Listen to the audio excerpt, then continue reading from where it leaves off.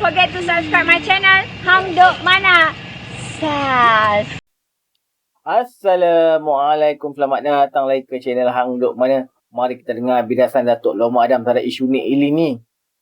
Sebelum tu saya baca detail sikit dekat Malaysia kini ni. Mahkamah tangguh putusan Hakim tegur Peguam Majlis Agama.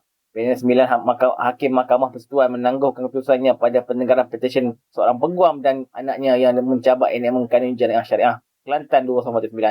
Kami akan bersidang dan membincangkannya, kata Ketua Hakim. Ini makna Mahkamah Tertinggi Negara akan buat keputusan pada hari lain mengenai perkara itu. Okey, mari kita dengar respon daripada Datuk Loma Adam. Dia akan kita komen macam biasa. Teguran yang dibuat oleh Chief Justice ataupun Ketua Hakim Negara terhadap Peguam PAS. Persoalannya, 33 bulan PAS berada di dalam kerajaan Perikatan Nasional. Apa yang mereka buat? Tiba-tiba hari ini, saudara, sidang parlimen yang sepatutnya mereka hadir selaku wakil rakyat yang dipilih oleh rakyat, yang diundi oleh rakyat, mereka tinggalkan. Semua ahli parlimen mereka meninggalkan parlimen dan mereka berarak untuk melakukan protes, kononnya untuk menyelamatkan institusi Mahkamah Syariah. Jadi hari ini, saudara, Ketua Hakim Negara Tengku Maimun telah menegur Peguam PAS, iaitu Saudara Yusrizal yang mewakili Majlis Agama Islam Terengganu kerana ucapan beliau. Kata beliau, petisyen ini bukan untuk melemahkan agama Islam atau Mahkamah Syariah. Ini kenyataan yang dikeluarkan oleh Ketua Hakim Negara. Tetapi ini isu kompetensi kerajaan negeri untuk mengubal undang-undang, bukan merendahkan enakmen dan Mahkamah Syariah.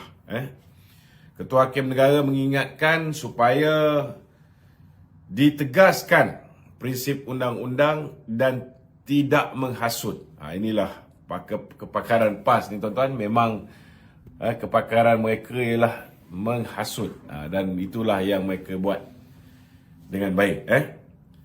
Isunya sama ada Dun Kelantan boleh menggubal undang-undang berkaitan perkara di luar bidang kuasa atau tidak, seperti yang diperuntukkan dalam Perlembagaan Senarai Negeri.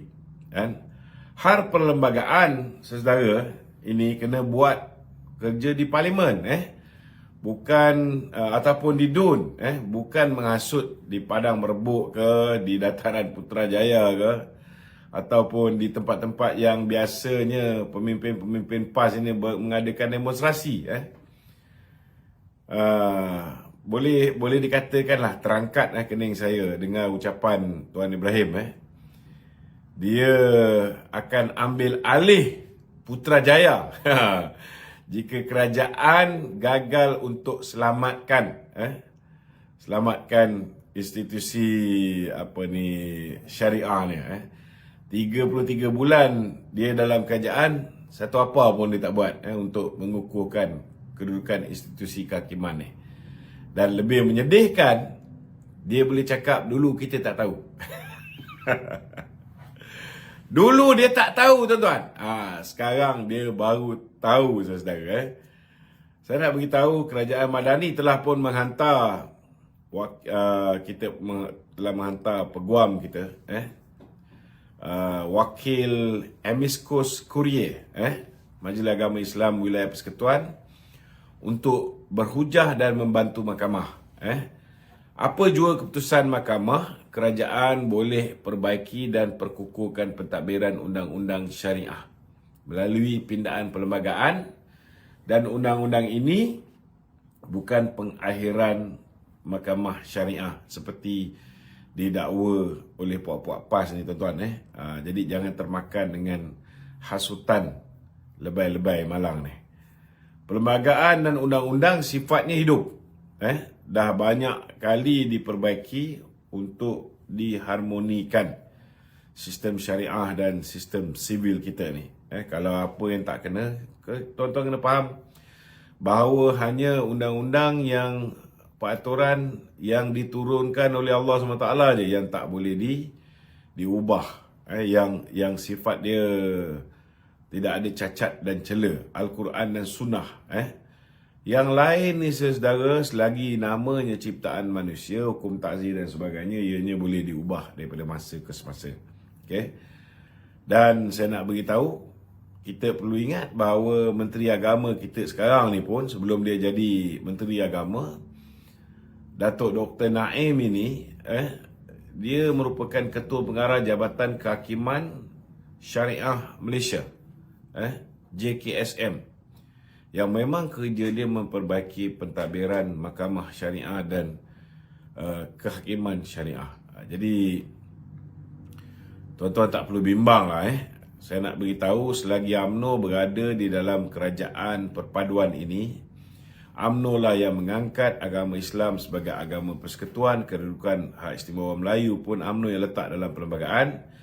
Kedudukan Raja-Raja Melayu, kedudukan bahasa Melayu sebagai bahasa kebangsaan juga UMNO yang letak di dalam perlembagaan. Selagi kami berada di dalam kerajaan ini, insya-Allah saudara, kerajaan ini akan bela Islam, kerajaan ini akan bela institusi Islam, dan kita akan bela orang Melayu. Itu tak perlu bimbang. Dan jangan lupa Perdana Menteri Malaysia hari ini adalah bekas timbalan Presiden UMNO. Dia jugalah ketika menjadi timbalan Presiden, ketika menjadi Menteri Pelajaran, Menteri Kewangan, dialah yang menerapkan nilai-nilai Islam dalam sistem pendidikan kita. Dialah yang memperkenalkan sistem perbankan Islam. Segala perkara yang berkaitan dengan Islam ni kebanyakannya saudara datangnya daripada Datuk Seri Anwar Ibrahim sendiri, selaku timbalan Presiden UMNO dan juga pernah menjadi Menteri Pelajaran. Jadi malam ni kita akan kupas. Pada hari ini mahkamah memutuskan isu ni ini perbicaraan ditangguh. Dan saya melihat PAS ni seakan-akan menggunakan isu ni untuk political fame. Sebagai seorang sekarang ni mereka memang tidak ada sebarang isu nak menjatuhkan kerajaan. Hari ini mereka dah gunakan isu 3R, isu 3R pun dah basi. Jadi segala apa yang dia boleh gunakan untuk menunjukkan seolah-olah mereka ni lebih Melayu daripada kita, seolah-olah mereka ni lebih Islam daripada kita, sedangkan bila mereka 33 bulan menjadi kerajaan, ada kita tengok rang undang-undang RUU 355 dibentangkan semula atau nak dilaksanakan. Tak ada. Kan? Ada kita tengok hudud nak dilaksanakan oleh puak-puak ni. Tak ada. Kan? Jadi dari situ sendiri pun kita boleh tahu bahawa mereka ni hanya menunggang isu agama, isu bangsa, dan ada kalanya mereka menunggang isu raja. Walaupun mereka pada hakikatnya antara yang paling kurang ajar dan biadab pada kebawah-duli tuanku-tuanku yang ada dalam negara kita. Jadi saya harap rakyat ni kena cerdik.